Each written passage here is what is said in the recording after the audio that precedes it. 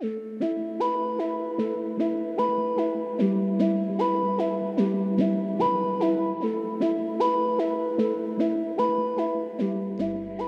one is called the toothbrush.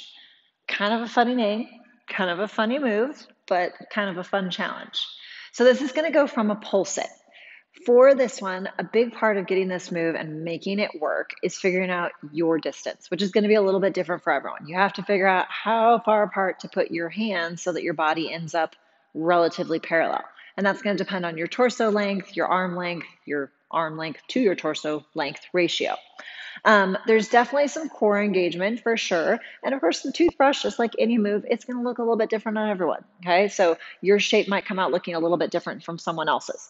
So the goal with this one, the more traditional toothbrush, is to try to get your body into this like completely flat position. I'm not sure if your hair is supposed to be the bristles of the toothbrush or your toes, probably your hair. But so you're going to go from a pull sit, and there's a thread through. Okay.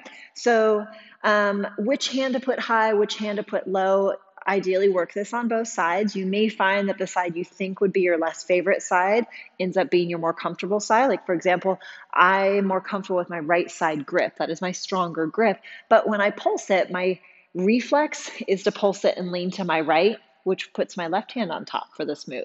So like I said, I'll do it on both sides, but just instinctually, it actually goes against what is my natural comfortable or strong side.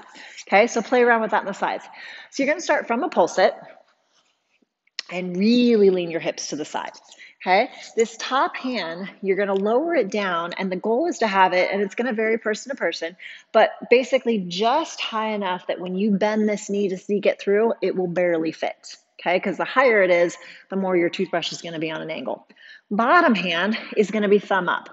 Not gonna lie, this move can smush your thumb a little bit, okay? As you get more comfortable with it, the pressure is more on your thigh and less on your thumb, but in the beginning it can be.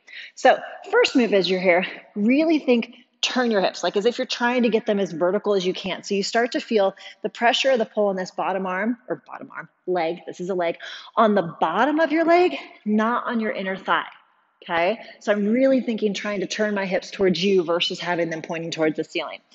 As I'm leaning here, and I'm piked slightly, but you don't have to be super piked. Bottom hand, don't smush it up there like you would maybe for a wrist seat. Have a little space, because once this top leg comes through, you're going to end up rotating this butt cheek down even more. And if this hand is smushed up there, you're really going to smush that thumb. So have it down just a little bit, okay? And it's thumb up in a true grip. I'm going to really tilt, like so I'm pushing that bottom leg through. So it's really on the back of my thigh. So I can just barely bring this top knee through. Knee comes through, point it to the ground first. That way it's easier to clear that foot. Legs together, and then engage your glutes and pushing back. To get out of it, I prefer knee high, and then I can swing that bottom leg through to get into a jasmine. Okay? So really think about that hip position. One of the things that will save your thumb on your bottom hand is don't shove it up as close as you can to your butt. Give a little space and anticipate your butt cheek is gonna sink down a little bit, okay? The other thing is like I said, really think about the contact point on the back of your thigh or once you're in the toothbrush, and even in that transition when I thread the leg through, it's more here than it is here, okay? When we're in a pull sit, we feel it here, right? And then as we lean to the side, it's a little bit more like one side than the other. Basically from this, I'm transitioning from the hold being here, my hips here, to leaning so much to the side that my hips are basically making almost like a 90-degree transition. So now the point of contact is in the back of my thigh.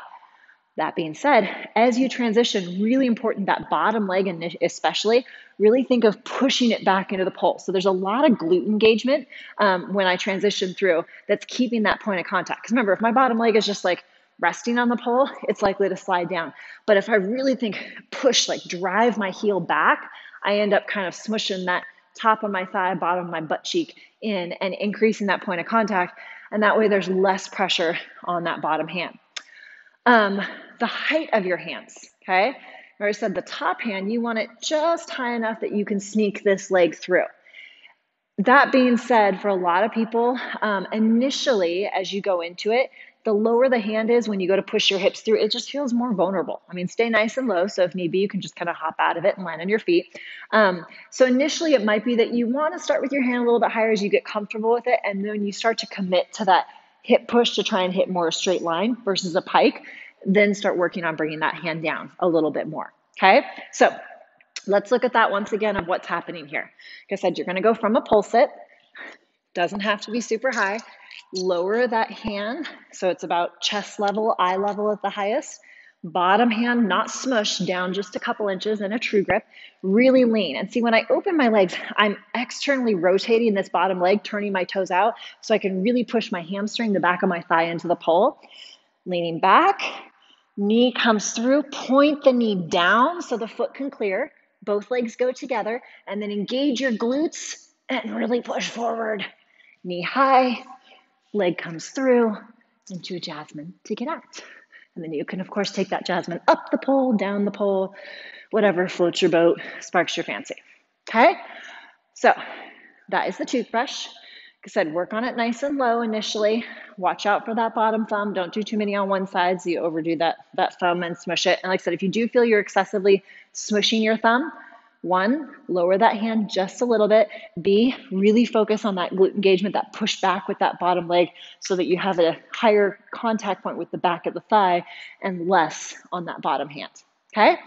Play around with this move. You can see the exit, taking it to the jasmine is kind of a fun one.